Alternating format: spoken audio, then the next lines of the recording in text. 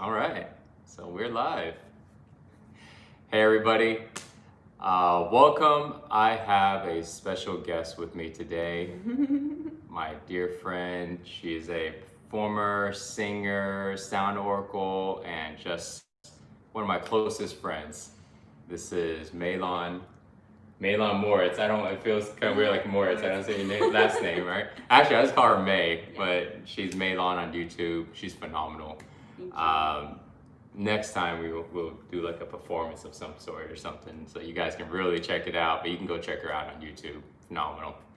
And today we're just going to be talking. First time having her on, and we're talking today about the topic of the power of commitment. And at the same time, I also feel like we're going to be diving into pretty much everything that's around that. When May and I have conversations, it's we can go for like hours, and it's just knowledge bombs and lessons and all these different things. It's just people around is always like, man, we should have had a camera on you guys like that last hour and a half. That could have been like 10 videos. So we decided to now just put a camera on. That's pretty much how this came about. We're like, okay, no, we should stop thinking about it and just do it. So here we are. Yeah.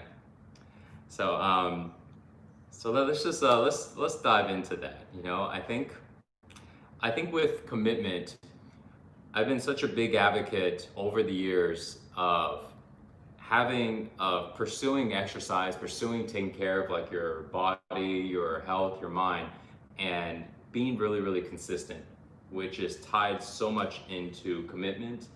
And I feel it is such an important factor right now in today's culture and in today's society, where people need to be committed to their practice. They need to be committed to doing their meditation or doing their breathing or doing whatever it is that makes them feel good. Mm-hmm. Yeah, and I think it's such a powerful topic, because when I was thinking about it today, and I thought, okay, commitment, what does that really mean? And the understanding that I had is when you commit, you give your heart to it. And I think that's what makes it powerful.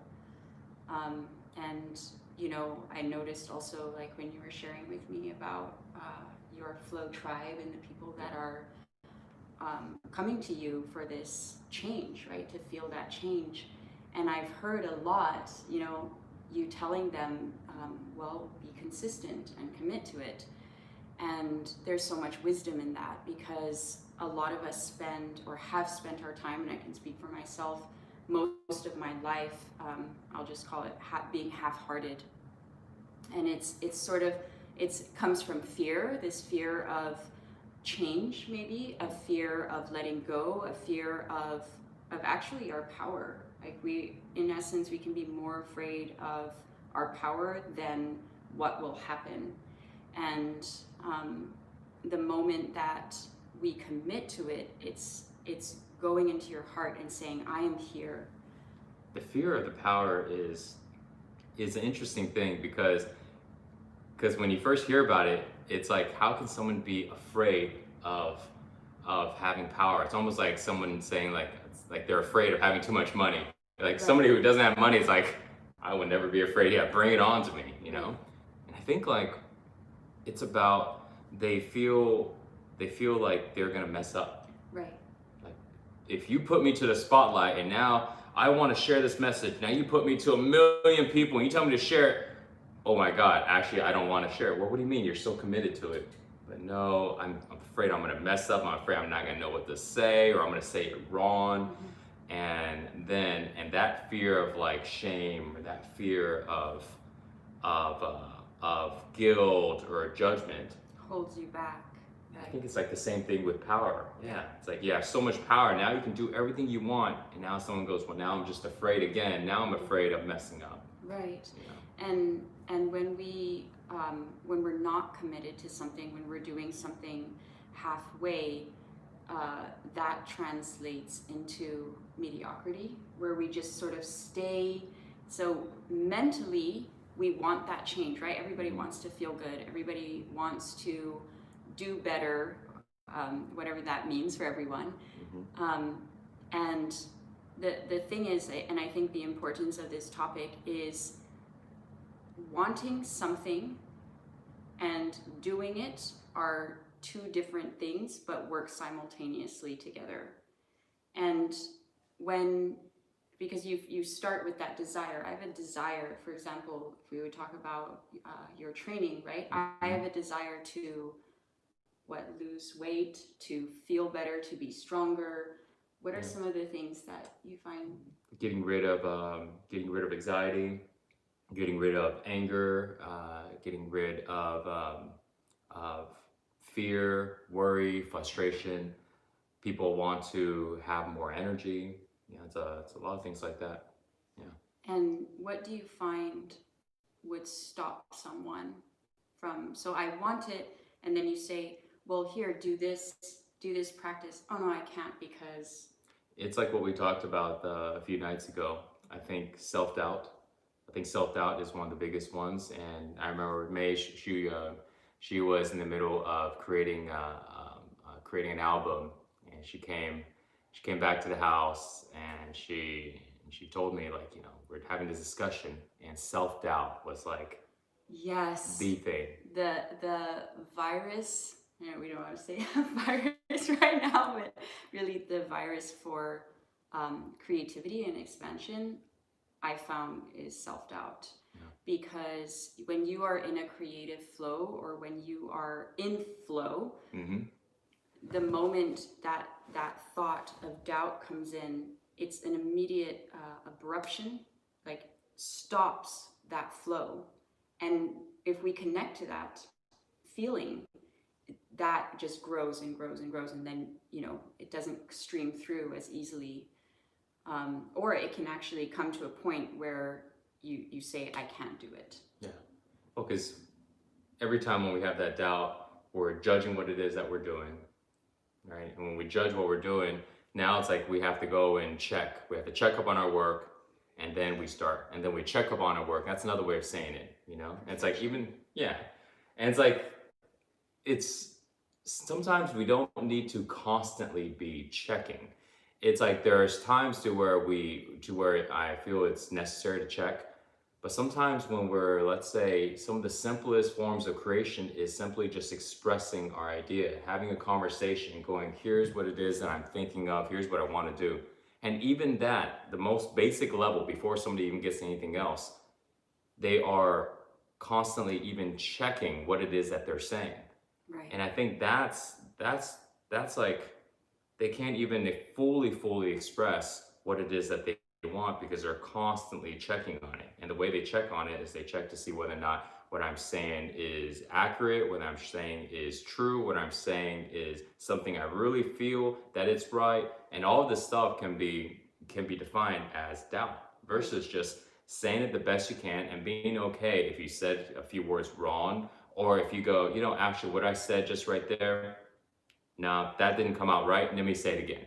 That's actually better than, because you're still flowing, you're still letting it all come out. Flow. I think someone just said letting go, or let go, and I love that. It's like, just in that moment, it can come up, it can arise, and just choosing in that moment, okay, I allow that to pass, and let go. And actually, I have found that doubt most likely will be part of your creation. Like, it will be there. Yeah. And I don't know if any, no matter how experienced you are in creating, I think that the doubt will be there in some form. And it's learning how to flow with that as well. And I love that. I love watching, your practice, and how everything is about flow. And I see it even in the movements that you've created. It's not all about like this force, but really allowing that energy to move. And yeah, you know, when you're saying about how we have doubt all the time, like we have doubt every time when we're creating, even if we've been creating for a while. I think the reason why that is because as we continuously create, we get better at what we do. And if we keep recreating the same thing, eventually the doubt disappears. Right. But what happens is we create and then we move on to new things and bigger things and different Evolve. things. And so therefore it's always kind of new. And even though we get really good at our craft, but because it's always new, there's always this part that I'm not sure if this is the right way to do it because this is my first time doing it this way or that way and that style or working with these people. And so there's always a reason for doubt to kind of creep in. And I think a lot of times it still comes in. And, you know, when you watch like interviews and you watch people that have been in industries for a long, long time, they still talk about, man, I was a little scared if it was going to come out right. And you're thinking, you're a master at what you do. How could you be scared at it? And I think that's the reason why, because they're constantly pushing themselves to that new limit. And a question just came to me. Did you ever have a moment, like, because I know you had a company before, right? And then, but you've shifted into an evolved state, and you've incorporated so much on consciousness and just for quick context, something that I really appreciate about Mike and resonate with your work is we both have similar missions, which is, you know, filtered down is to raise the frequency of the planet from fear into love. And your method, your core method is movement, but also something that that you do that I've felt helpful in my life in just being in connection with you is the way that you can translate that into the mental mind, the emotional body, spiritual body, and it's sort of a rounded experience. And was there a moment where you felt, I'm going to do this, like this is what I want to do now, and I'm going to give, because I watch you work, and it is literally like you are dedicated to the people that you work with, you are dedicated to creating, I just see this level of commitment all over it. You are in that flow. Did you have a moment where you said, no matter if I feel fear or whatever is going on, but I'm committing myself to this? I feel that there was one moment, and after that moment, there was no more doubt that that's what I'm going to do. There was just doubt on how it was going to be done, you know. But that moment that I committed that this is what I'm going to do, I'm here to go ahead and raise the level of consciousness on the planet. And the way that can be translated in other words is I'm here to go ahead and help people become more happier. I think that's another way of saying it. Right. And you know, that was my awakening experience. You know, I share about sometimes on video, a lot on podcasts because they're longer. But just to give a really short context of it, you know, it was about 5 years ago, and I experienced this. This change in energy. You know, this change in energy in my body and in my mind, and basically allowed me to go ahead and experience the most happiest state I've ever had by far. There was nothing compared to it. And then when that happened, I realized, whoa, this is what I've been looking for my whole life. This is what I thought I can create or I can achieve by being more successful or by building a great body. So this, when I look in the mirror and I feel good about myself because I look great, I'm thinking this is the type of feeling, but not ever knowing the feeling because I never felt it. And when I experienced it, I realized that's what everybody is actually wanting, even though they may not know it, just like I didn't know it. And I didn't chase after that. Instead, I chased after what everybody else does in success and for people in fitness, having a great body and things like that. But once I experienced it, I committed myself that moment that I'm going to go ahead and do whatever it takes to help others feel, experience, and have that. Wow. You know, and that was over 5 years ago. And that was what drove me to leave. That's what allowed me to be able to detach from everything, because I had so many things I was plugged into. I walked away from my life Wow. because, and I don't recommend, it's not recommending people to do that. People do what they need to feel what is right. Right. But for me, it felt right to do that. And walking away from what would be deemed as success, right? Like Yes. you had it all, right? Mhm. The perfect body, the money, like all, like you had Mhm. built this empire, right? So that in itself, like that feeling, the soul urging of this is not on path, right? Like there's something more for you, must have been very strong for you too. There was no doubt. There was no doubt there. That's the thing. Clarity. The amount of clarity was at such a high level that I knew that I don't know if I could hold on to that level of clarity. Wow. And so I had to make a decision. I was like, you know what? Maybe tomorrow I wake up, I'm back to feeling the way I was. And I only remember this happening, but I don't have the same clarity as I do. And I wanted to decide. I was like, no, I'm not going to let that happen, because I didn't know what was happening at the time, but I'm not going to let that happen, because I want to go ahead and continue to feel this happiness. And I'm going to put my foot down now and decide that this is where my life will go from this point on. And from there, there was never any doubt that that's what I wanted. Mm-hmm. Later on, as the years rolled in, it became, what's the best way to go ahead and help people with this? What's the best path towards it? You know, and was there clarity on that of this is what I want to be doing, as in when you were in your other company, did it feel like at first, before you had the awakening, did it feel a numbing, like emotionally, mentally, spiritually, almost like the soul was numbing out, and then that's when it was happening, but I didn't know it was happening. Right. That's the thing. I think, like, I feel that this happens to a lot of people, but then they don't know that this is actually happening. The way they experience it is their level of aliveness, their level of performance, their level of mental capacities, their level of energy in their body is dropping and dropping and dropping. Right. This is, somebody can call this, being super, super, super stressed. Somebody's constantly in this loop of arguing, complaining, blaming, and not like once in a while, but constantly, like every single day. Doesn't matter what's going on. You're mad at the little things, you're mad at the big things, you're mad at the weather, you're mad, like, always happening.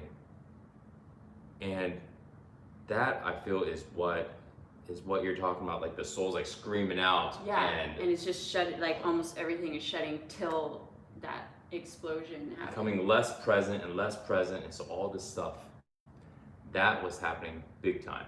And all I realized was just that was happening. But because there's so many ways to go ahead and there's so many things to blame it on. There's so many things to go ahead and point the finger on that it's happening because of this. It was hard to know exactly that it was coming from within me. Mm-hmm. You know, it's like, I'm mad at this. Well, there's a reason to be mad at that. And I don't like this. Well, there's a reason that I don't like this. And so there's always some reason connected to that was outside of, there's something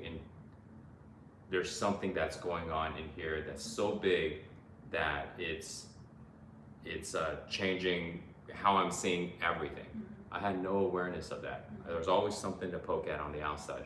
And something that was coming to me when you were sharing that is another form of that would be a disconnection from what you're feeling, because the awakening is I feel all of a sudden, right? That is the great awakening, is that connection to how you are actually feeling, right? And so maybe the reason why the soul is numbing out is because the body has taken over or the mind solely, and it's just going and going, and there's such a disconnection from the heart, such a disconnection from how you're really feeling, right? And so that awakening is this instant alignment, and I feel Connected to the body. Connected, yes, all of it. Your soul, your heart, the mind, everything goes, and then that's a form of shock also. Of course, like we hear that a lot in my own experience too. When I had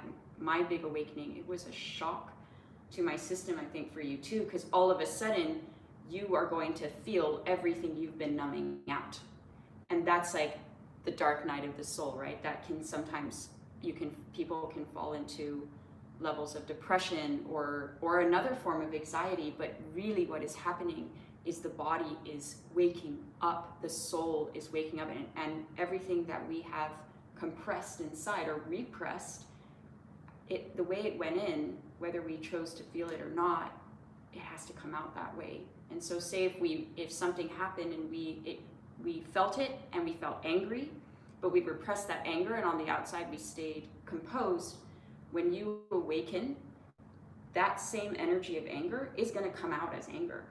So you know how a lot of times we say, I don't know why I'm just angry and I don't know why. Well, maybe you're angry about something that happened 3 years ago and it's in the memory of your body, but you didn't express it.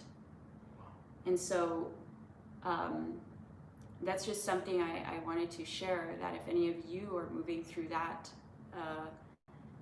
emotions, and I think now on the planet, on a collective level, that is also currently happening right now. Like years and years or centuries even of oppression, constriction in the body, which is fear, it's a great awakening happening right now, and it's coming out. And yes, it's coming out in rage.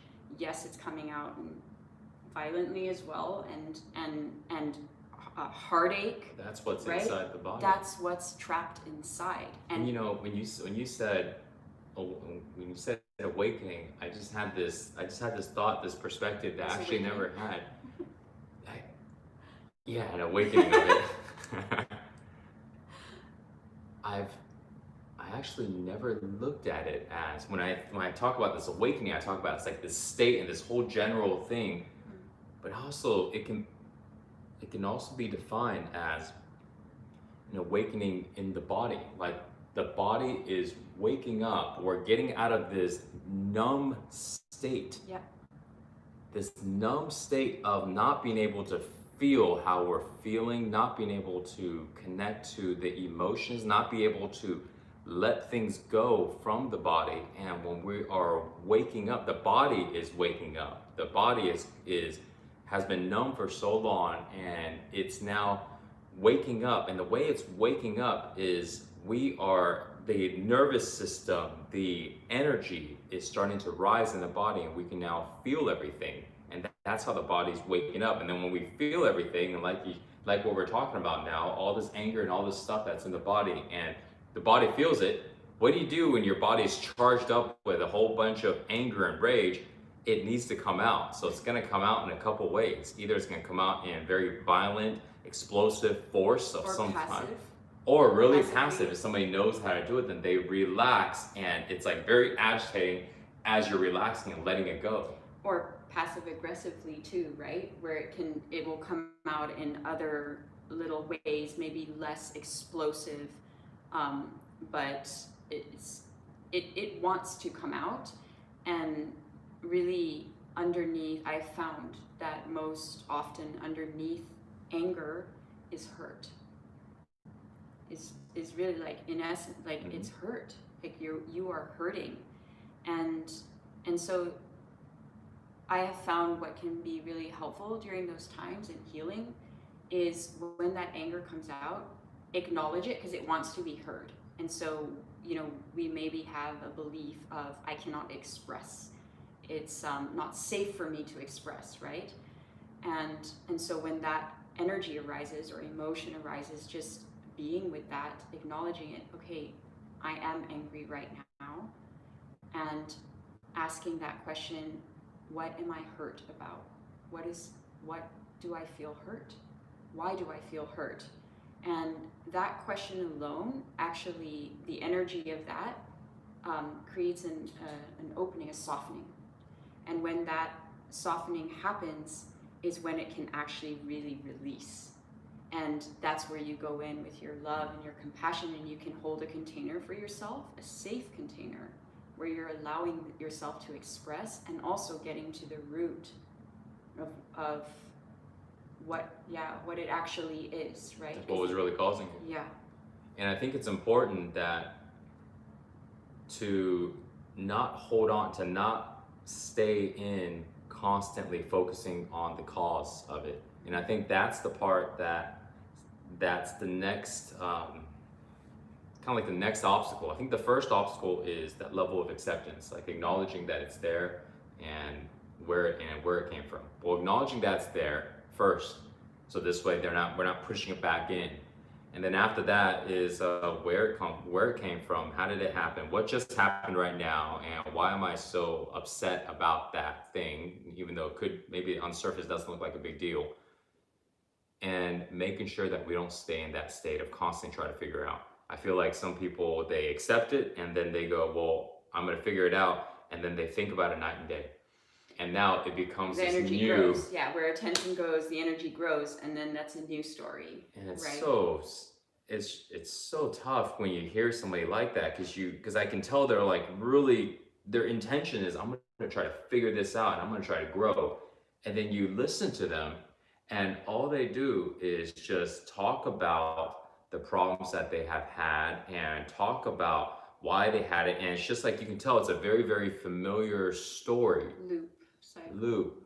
Right. That they have. And you're sitting there, you're thinking, okay, so how long how long have you realized this? Oh, well, I'm not going to forget it now because I'm not going to push it back under. I'm going to express it out. And they just have expressed this for years, months, years. I mean, so what would you say to someone that was in that situation? Like, what would be something that could help them release maybe that charge over the experience? They need to recognize, they go back to the same cycle again.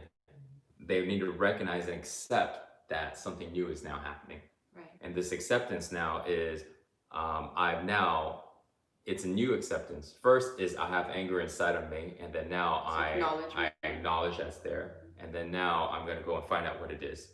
So now that I found out what it is, I need to go and accept the fact that I have now created an identity. I have now created an identity around this anger, around this fear. It is now something that, in other words, I'm gonna rephrase that identity word. Let's go with another one, because I feel like there's so much jargon. Jargons can get all lost. It's like, all right, let's just ask. Here's another way of saying it. Now I have to accept the fact that I'm creating more of this anger. And the way that I'm creating more of this anger is super simple. I keep thinking about it. That's it. I keep putting my attention on it. I keep paying attention to anger, and therefore, what happens when you keep paying attention to something? Wherever your attention goes, where your energy goes. So therefore, I keep creating more anger. I keep creating more anger by feeling it here, thinking about it here, and then I would express it. Why? Because I keep paying attention to it, and I need to accept that. And then go back to where did that come from? Okay, that came from constantly paying attention to it. Okay, cool. So now the last thing we do from here is stop doing it. Let it go. Direct your attention somewhere else. We just direct our attention back to where we want to go. Nobody wants to be angry. So let's direct our attention to, let me do this thing that makes me joyful. Let me go ahead and pursue this goal that is good for my life. Let me put all my attention here. And then this voice in the head is gonna go, hey, remember how you were angry about this thing? Yeah, whatever. Let me go ahead and go back and do this and do this. Hey, aren't you gonna get angry about that? Yeah, screw off. And then eventually it just becomes, this is going, and we don't even pay attention to it.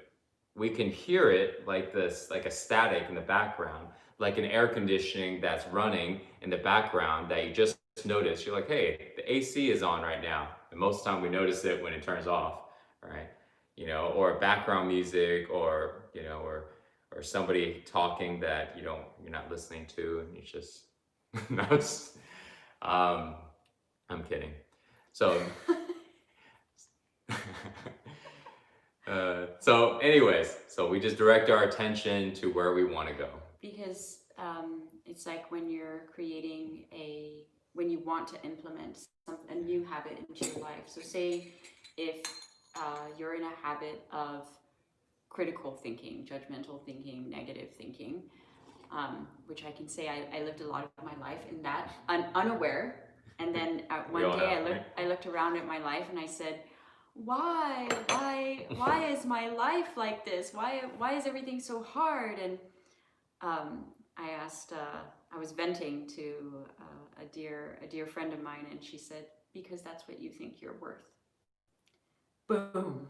That was like, oh, it's me. And then, okay, well, if it's me, then I can shift that. Did you accept it right away, or did you go fight back? Actually, I was really at a desperation point.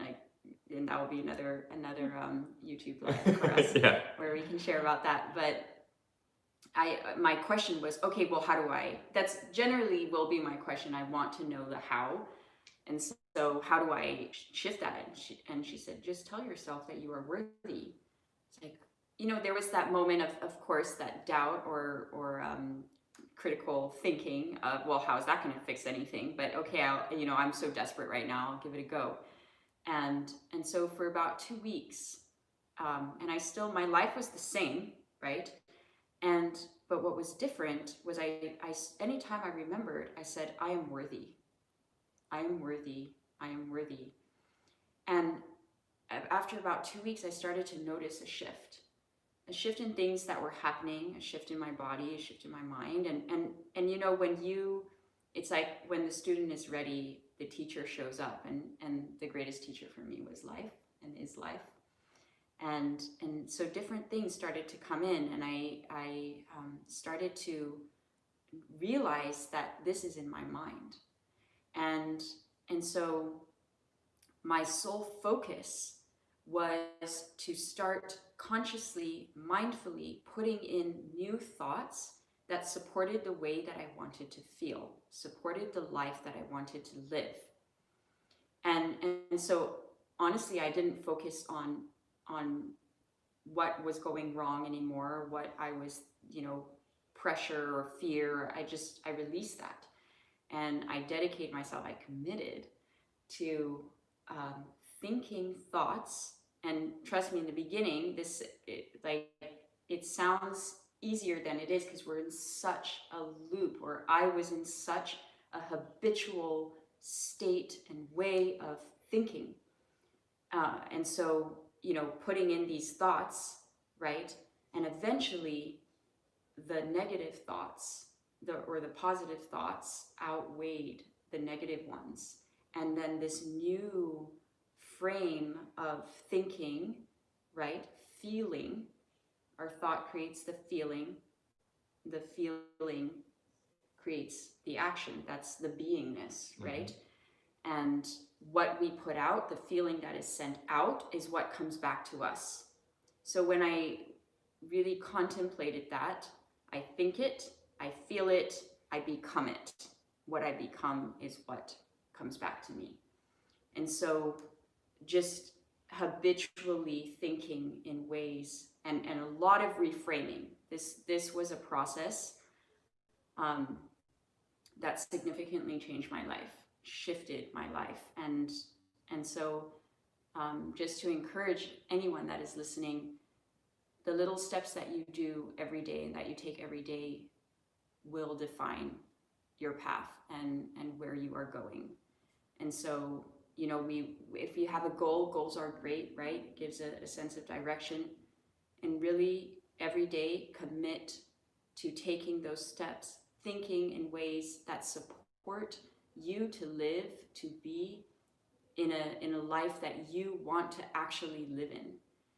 And I think that is the highest form of commitment, because it's love. You're committing to yourself, which is when you can love yourself in that way and say, I commit to feeling good, to thinking in a way that supports me, because when I'm filled up in that, then I can give that back out to others. And what you give out is what comes back to you, and that is your new cycle.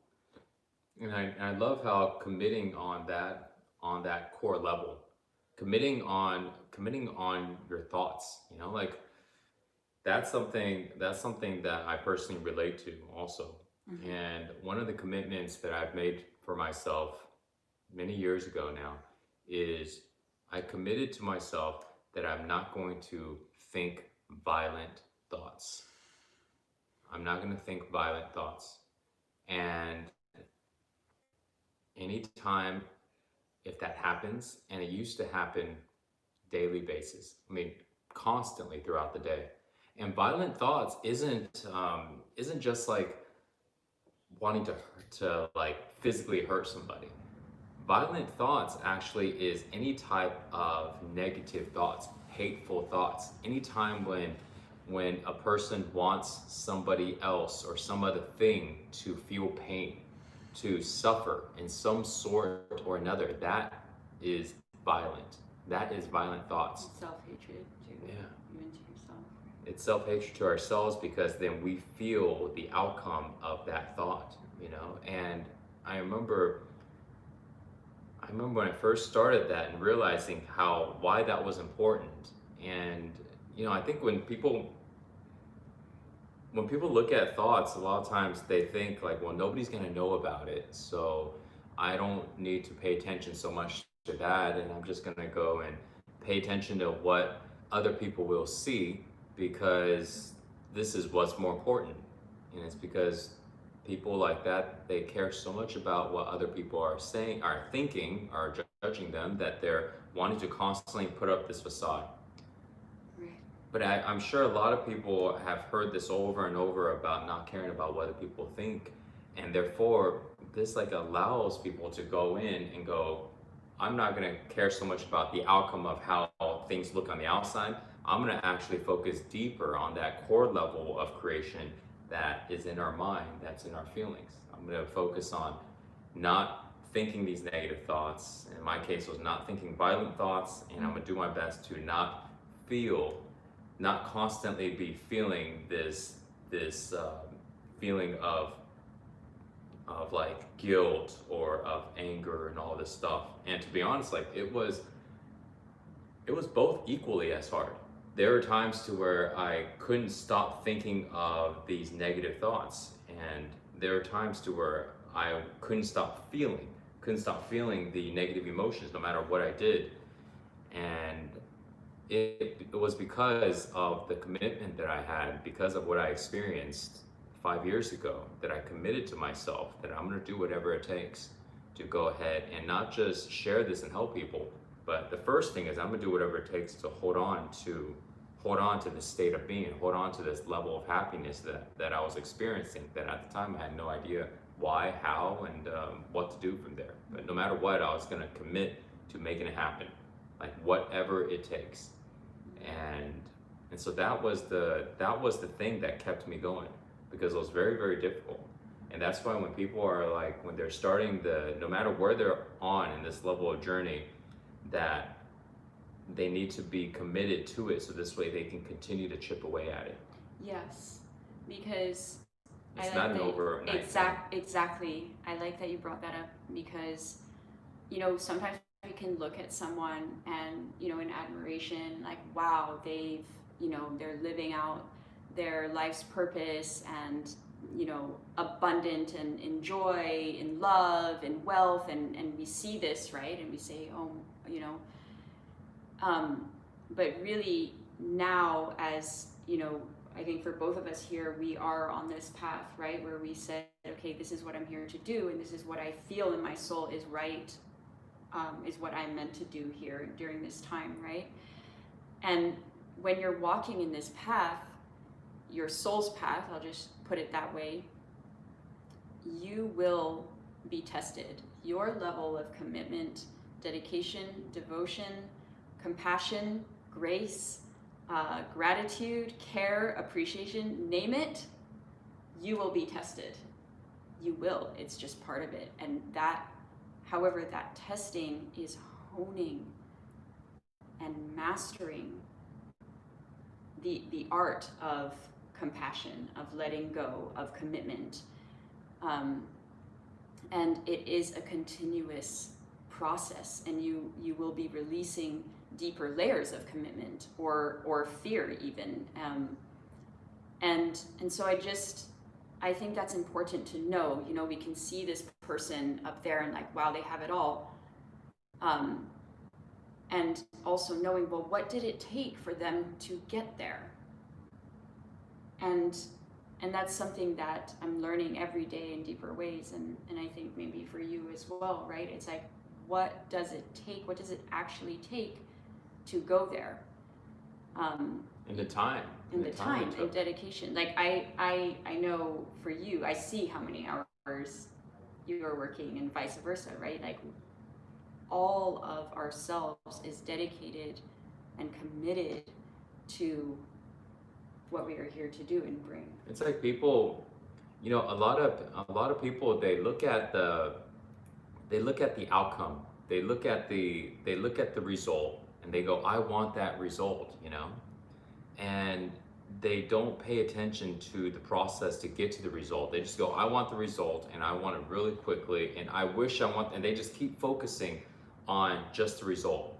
And just like earlier when we're talking about how if somebody has anger, they need to recognize it, they need to figure out like where it came from, and then they need to go and move on to the next step. And the same thing is this: if somebody wants a certain result, like they want to not be angry and they want to feel good, they need to first focus on that. Okay, I want the result. Why is it important? Okay, good. Now I'm going to let go of that result and put my attention to the process. You know, I had a board about this big. It was a dry erase board, and I had it on my office back in my six-pack days. And the quote, I copied it from when I was at a 24-hour fitness. I remember I was walking through the offices and I saw it on like a wall, and I copied it, and it said, I don't know, let me think. It's been years since I even thought about this one. Don't focus on in order to achieve your goals, don't focus on the result, focus on the process. It was something I feel like there's a couple of words that's kind of off. It's not the journey, but it's not the destination, but the journey. Yeah, right? Yeah. Except I was like focusing on the process. I just remember clearly it was focusing on process. And I remember at the time, it was so impactful for me because I spent so much time, so much of my attention focusing on the goal. Right. And it's so counterintuitive that people go, well, why? It's kind of weird to not focus on the goal. How do you know where you're going? You know where you're going because you're not going to forget your goal. There's a difference between forgetting and focusing. Forgetting means you have no idea about it. You have no idea about this thing. Not focusing on it means anytime when you talk about it, you can go right back to it. But if you don't bring it up, you're not thinking constantly about this. Instead, you're bringing your attention to something else. You're bringing your attention to the process. That means from step 1 to 10, if somebody wants to get to 10, they don't focus on 10. If they focus on 10, they never get past 1. They need to go from 0, I haven't started yet, I want to get to 10. Okay, so I'm going to put all of my attention on 1, which is the first step in front of me, whatever it takes, you know. And then once I'm done with this, then I put all my attention on 2. And if somehow I feel like, am I on the right track? I look up, oh, right, 10. Okay, got it. Then I go back down and I focus on 2. And then I go at 2, and then I go at 3. And we keep doing that. And so we look up sometimes just to go ahead and make sure we're still aligned to our goal. But we don't focus on the goal. That's probably one of the biggest things. And, you know, as you're saying, that something else that came to mind is like, I think a lot of people, when they hear like, wow, how long have you been training for? How long have you been practicing for? So many X amount of years. Oh my God. And it's like standing at the hill of the bottom of the mountain looking up and going, holy shit. How do I get there? You know, what am I gonna do? And I think that goes back into where we're at when we're at step 0, trying to take step 1, and then we look at step 10. Except step 10 doesn't sound really intimidating. Step 100. There you go. Holy crap! I haven't started step one, and you're telling me there's 100 steps. And what they do is they go, well, maybe I don't want this thing. Right, because it looks too big. It's too overwhelming. And I think one of the ways that I found to overcome this whole big mountain thing is, well, everybody has a different gauge of what is overwhelming. Right. Some people go, give me the biggest freaking mountain because I'm gonna climb the biggest one, right? Cool, you're that guy, yeah, you're that girl. And then there's some people's like, no, I don't want a big old mountain. I haven't even started to climb yet. You know, just give me the first mile. Give me the first mile. Give me that first hill. You know, and so we can adjust our goals. We can adjust what it is that we want to accomplish by, you know, instead of having it to be this ultimate thing. So if, let's say somebody goes like, you know, I just want to stop arguing with my partner. I'm in a relationship. I really love this person, and I just wished we can just have some normal conversations. That's it. Forget about enlightenment. Forget about letting go of past hurts and blah blah blah. I just want to be able to go and have a normal conversation and not get into an argument, because every conversation kind of turns into this argument, and that can be it. That's the goal. And then once I achieve the goal, I can go from there and make a new goal. But I think at least this way, it feels like it's doable for the person that feels like the big thing is not doable. And then at that point, they can decide. And I think that's another way for everybody out there to take that approach when they feel like the mountain is too big to climb. Right. You know? And it's like committing to even these 10 steps. Yeah. Right? Like, okay, well, 10 steps I can do. Maybe I can't do 1,000 steps right now, but these 10 I can do, and I'm going to commit to that. And whatever you do it with your heart, because that's going to give you, that is the fuel. That is the energy behind. Because there's going to be some days where maybe even those 5 steps, it's like, I don't feel like it today. Yeah. But when you're aligned with your heart is going to give you that energy to say, well, let's just do 2 then. So what would be another way of that? What would be another way of saying align to your heart? I would say first being aware of what it's like to do something halfway or do something with all of yourself. So if you think of it just in any area of your life, or think of a memory where, you know, I'm going to do this thing, but I don't really feel like it, but I'm just going to go through the motions. Mm-hmm. That would be an example. Like, your heart's not in it. And it's good. You can get somewhere with that, but you're only going to get so far.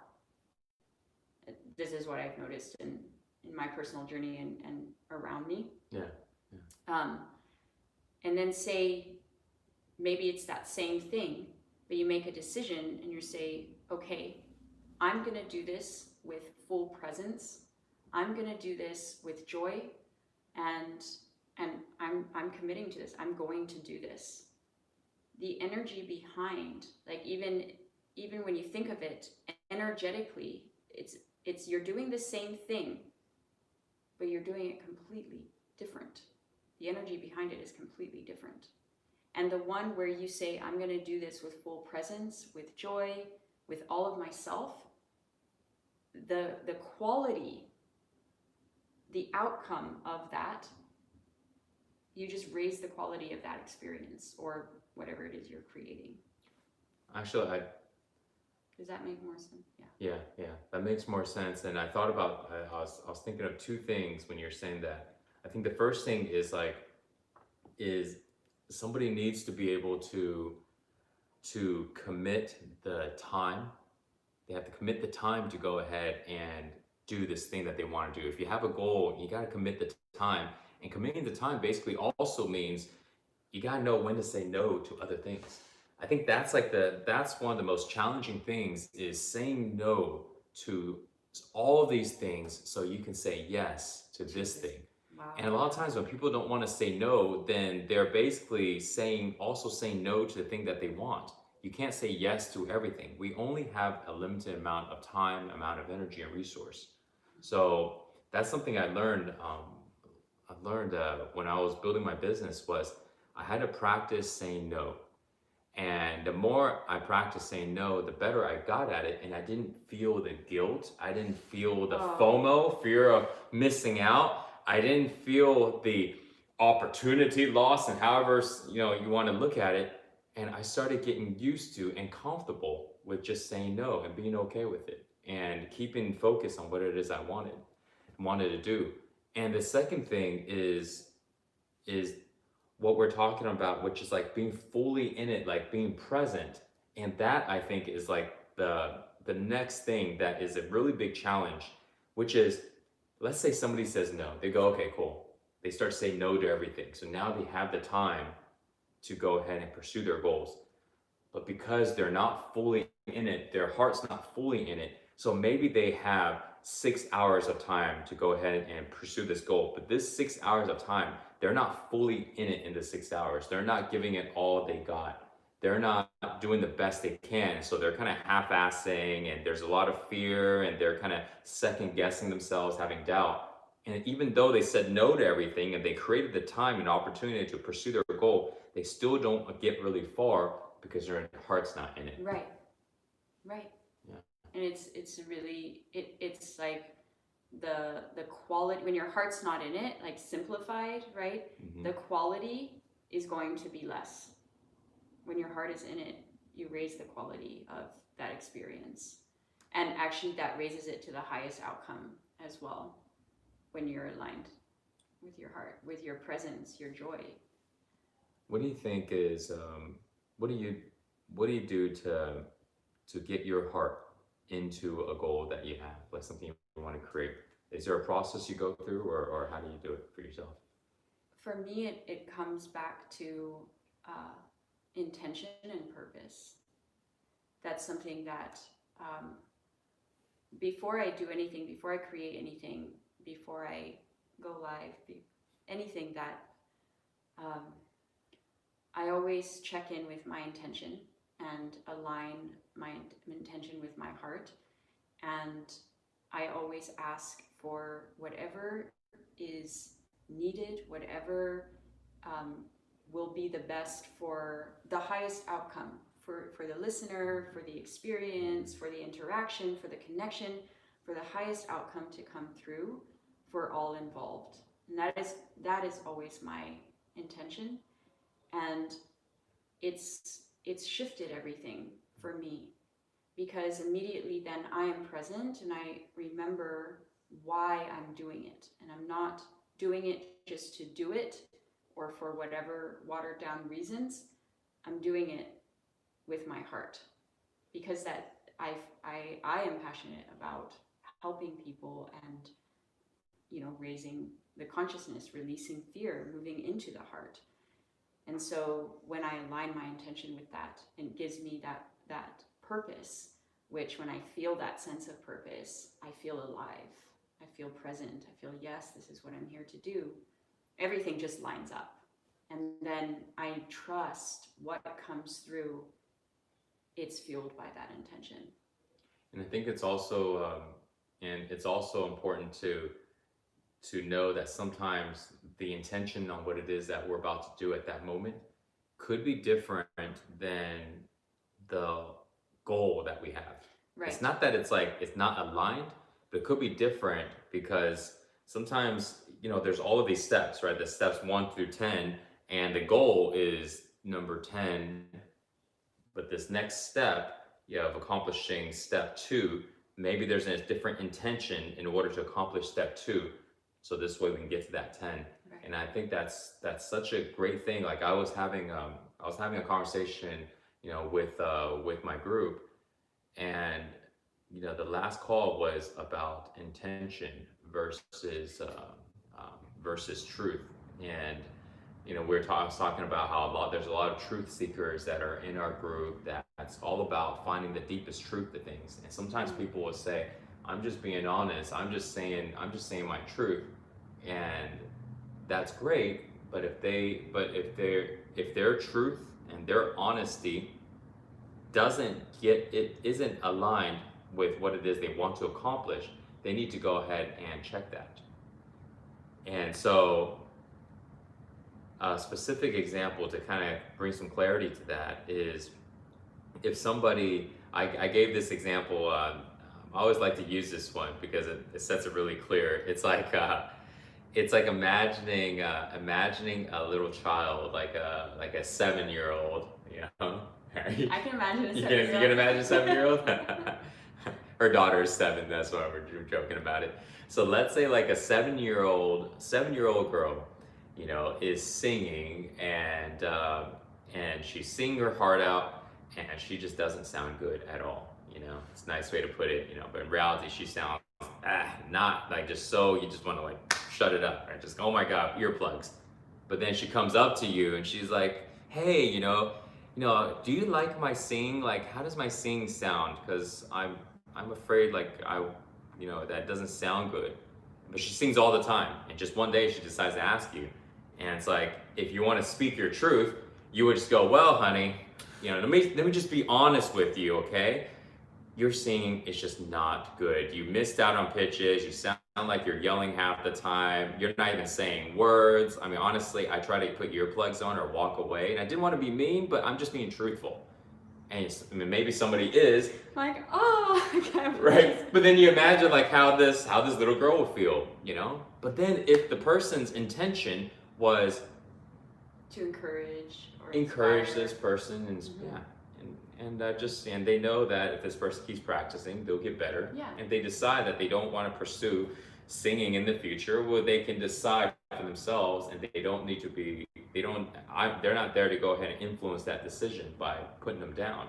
And they may say something a little different, like, well, you know, and they don't have to totally lie, but they can just say like, well, honey, yeah, you know, just keep on practicing, keep singing. The more you sing, you know, the better you get at it, and plus, you know, you really enjoy it.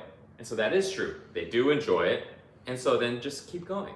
And I think like when people start to follow their intention and doing their best to be truthful, but knowing that their intention is more important, I think, you know, it raises the quality. And something that I shared about also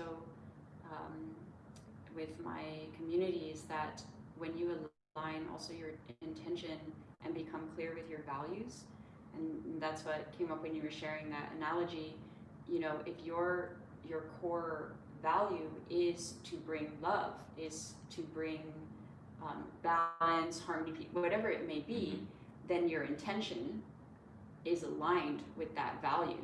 And then that's where you are encouraging. My intention is to encourage. My core value is to bring my love, right, to any experience. Then that when you align your value and your intention together, that is going to speak through anything that you say, or even if you're not saying anything, that is what is going to be felt. Yeah. So I was thinking about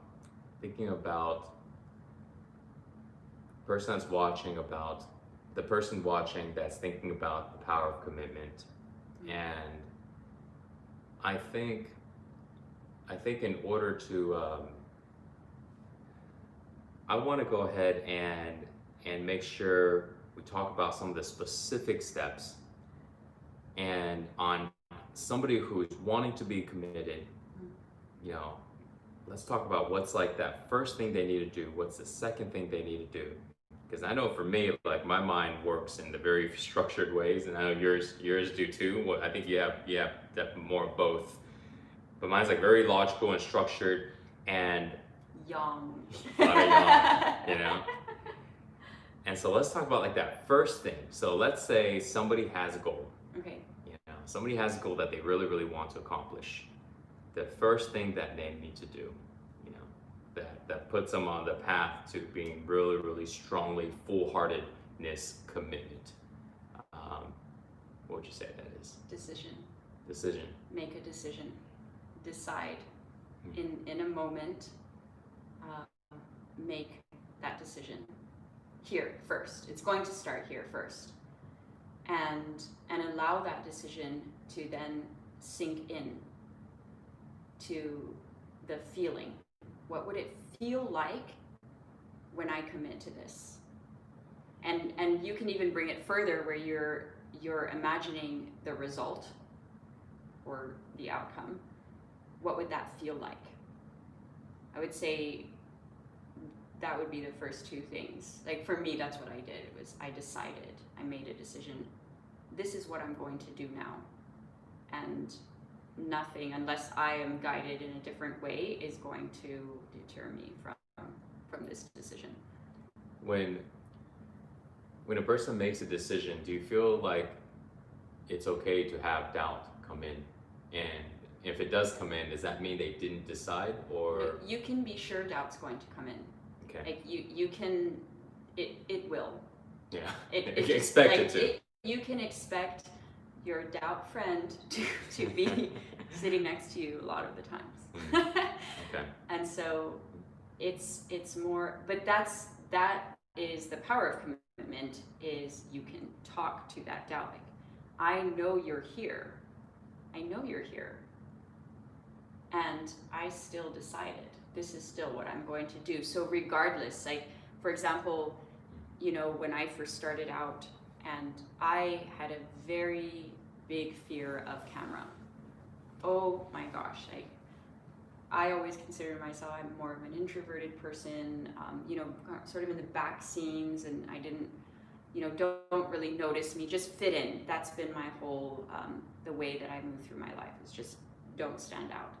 And so stepping onto this path, and I could feel that, and there were different things that were starting to narrow my path into this.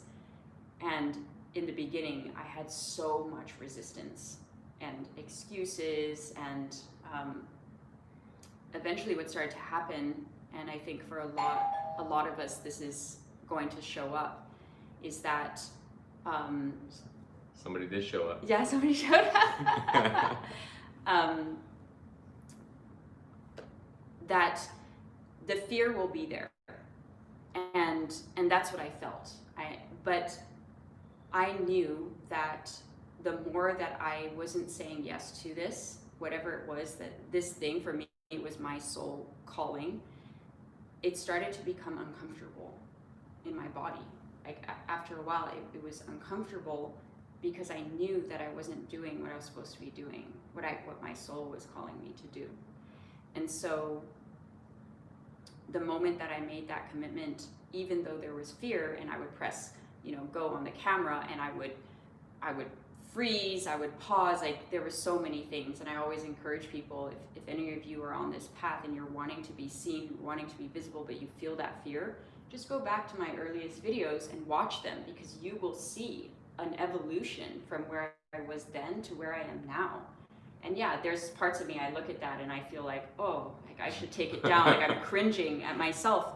And then the other way, I'm like, no, I'm gonna leave it there, because what a powerful example of when you make that commitment. You can see I'm scared, you can see I'm nervous, and they're by far not perfect. But making that commitment and every day doing it is brought me to where I am now. And where I am now, where will I be 5 years from now? And so that is really, for me, the greatest teacher in commitment was you decide, and even though fear is there, even though doubt is there, courage is there too. It is. And so I've tapped into that, and I said, well, I'm just going to do it. And it was uncomfortable. There were so many things on this path that I was consistently out of my comfort zone, and still continue to be in ways. And I've committed. Yeah.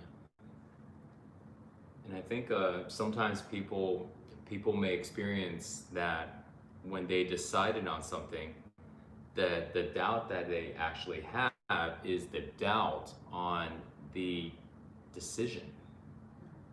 And I think that's probably, in my opinion, like one of the biggest biggest things is somebody decides and then they doubt their own decisions. It's not even just like doubt that they can do it. That's one thing, or another. There's a lot of examples in that. But I think the one that's really tough is doubting their own decision of their commitment, doubting their decision to move forward there. Maybe I shouldn't move forward. Maybe I should do something entirely different. Maybe I'm just way over my head. And I think, and I really enjoy how you said that, because it's normal to go ahead and experience that doubt and just to realize that, expect it to happen. Yeah. Expect it to happen. So when it does, it's no big deal. It's just part of the process. It's just part of, you fall down, you get back up. It's no big deal. So it doesn't, we don't believe those thoughts when they come in. I talk about that a lot in my group, and a lot of times also in these videos, about not believing all of the thoughts that we have in our head. Attaching to, not every single thought that comes through we have to attach to, right? Not even to believe it. Like, don't even believe it. Straight up. Like, don't believe the stuff that you hear in your mind. You don't have to believe all of it. Here's the, like, you get to decide what thoughts to believe in. It's like, your thoughts is like, I'm looking for like an example of a book, but it's like, imagine, it's like a book. It's like, do you believe every single thing that you read? Every word. Right? Yeah, every word and every single thing. Do you believe every single thing you see on the internet? Do you believe every single thing that you hear from a person? And, it's nobody would say yes to that. That's silly, right? And so therefore, don't think that the thoughts in your mind have any more importance than everything else, that you already realize you don't need to believe everything on the outside, and you don't need to believe everything on the inside either. And I think, so this way, when that doubt does creep in about your decision, about your commitment, you realize, well, I hear it and it's bothersome, but I don't have to believe it. I don't have to believe it.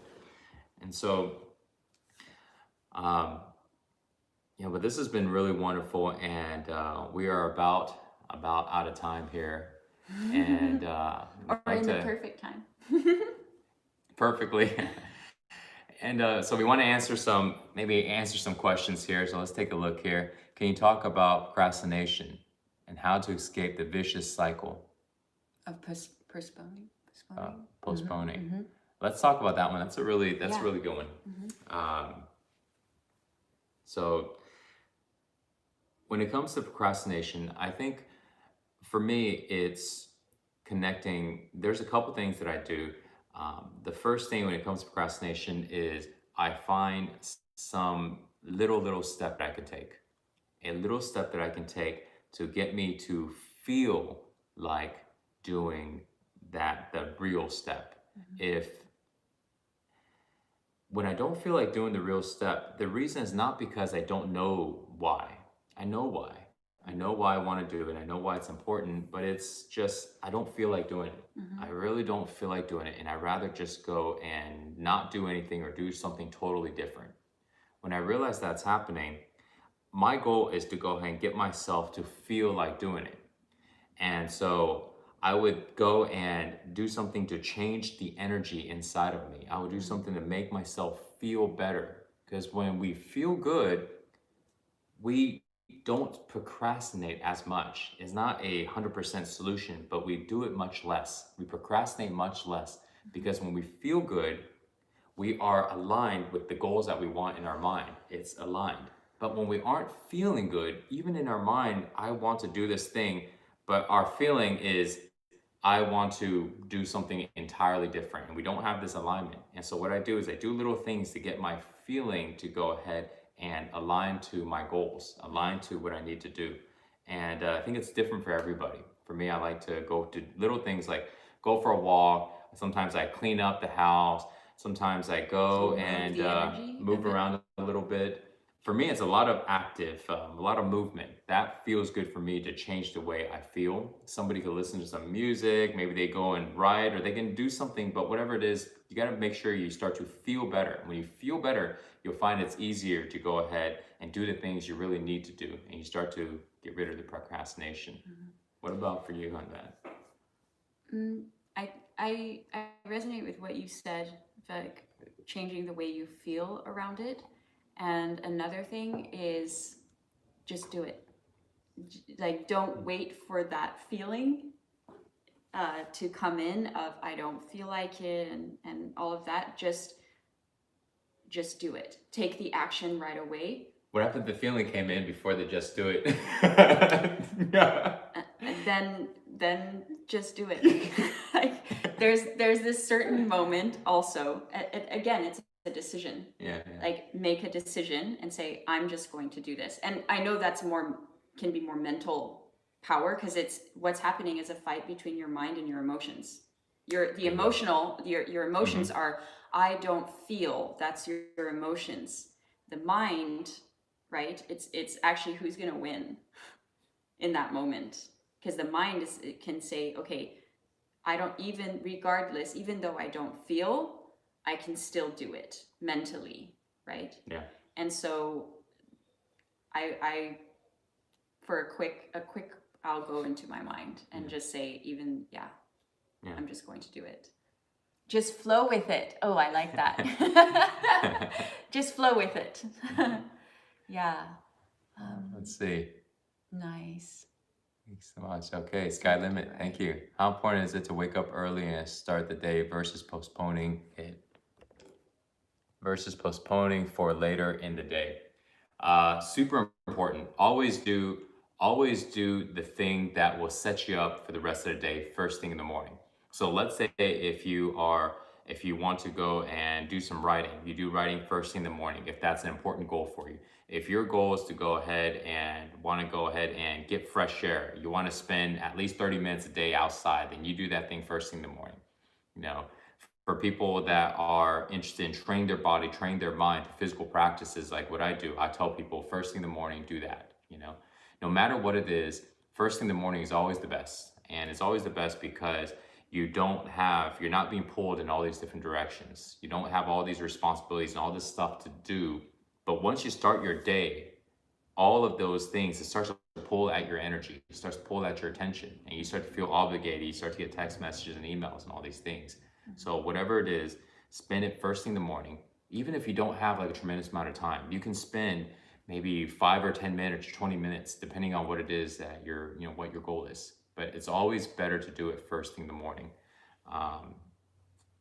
And if you don't have the opportunity, or you already have something that you're doing first thing in the morning, then the second best thing is to go ahead and create a structured time. You set an alarm, always have it to where it fires off every single time at the same time of the day. So this way you bring some structure into it, you're able to create a habit around it. I was just reading what they're saying. Yeah. Okay, let's see. Oh, you're so welcome, everyone. Soundbot, thank you, Mike and May. Thank you. Still okay. Energy stretching, yes. Yes. All right, let's see if we can do. I think we missed some. Wash sun until the pineal gland explode.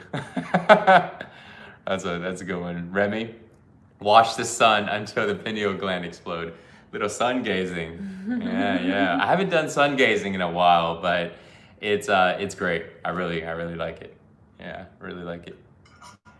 You love what balance does for us by addressing. Does anyone have any questions before we wrap up here?